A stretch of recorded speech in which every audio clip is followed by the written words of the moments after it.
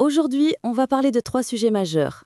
Les retards de paiement en Europe, le marché de l'immobilier résidentiel en 2025 et la rénovation énergétique des copropriétés. D'après le baromètre Altares, la France enregistre en moyenne 14,1 jours de retard de paiement au premier semestre 2025.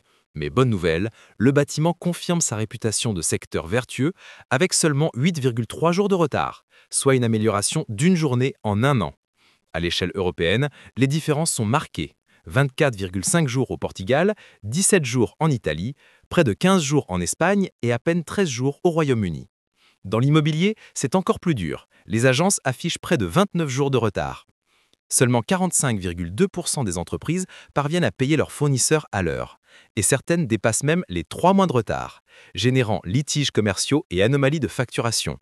Face à ces difficultés, la facturation électronique apparaît comme une solution d'avenir, mais des sanctions plus fortes sont aussi réclamées. Après une année 2024 compliquée, le résidentiel français repart doucement. Les investissements atteignent 1,9 milliard d'euros au premier semestre 2025, soit une hausse de 19%. Mais attention, ce rebond est très sélectif. Ce sont surtout les résidences étudiantes qui tirent leur épingle du jeu avec 710 millions d'euros investis, notamment grâce au rachat d'un portefeuille par Gecina. A l'inverse, le co-living et les résidences seniors stagnent, freinés par des modèles encore fragiles. Le neuf reste presque à l'arrêt, seulement 204 millions d'euros en VFA, soit 11% du total. Les coûts de construction et le financement trop contraignants bloquent les projets, surtout en Île-de-France. Côté locatif, la pression est énorme. À Lyon, jusqu'à 13 candidats pour un seul logement, plus de 10 à Paris, et la situation s'aggrave dans d'autres grandes villes. Les ménages se replient vers les périphéries où l'offre est plus accessible. Troisième sujet, la rénovation énergétique des copropriétés. Et là, le constat est alarmant.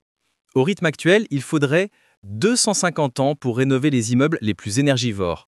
Or, rappelons-le, 80% des logements de 2050 existent déjà et 15% des copropriétés sont classées F ou G. Une enquête menée par Elio révèle que 78% des copropriétaires redoutent une aggravation de la crise du logement avec l'application de la loi Climat et Résilience. Et beaucoup dénoncent l'instabilité des aides et le manque d'accompagnement des syndics. Le président d'Elio appelle à faire de cette rénovation le chantier du siècle, avec des mesures simples, stables et mieux financées. Un enjeu crucial quand on sait que 23 millions de Français vivent aujourd'hui en copropriété. Voilà pour ce tour d'horizon. Un bâtiment plus vertueux que d'autres secteurs sur les paiements, un immobilier résidentiel qui se redresse, mais de manière sélective, et une rénovation énergétique en copropriété qui reste au point mort.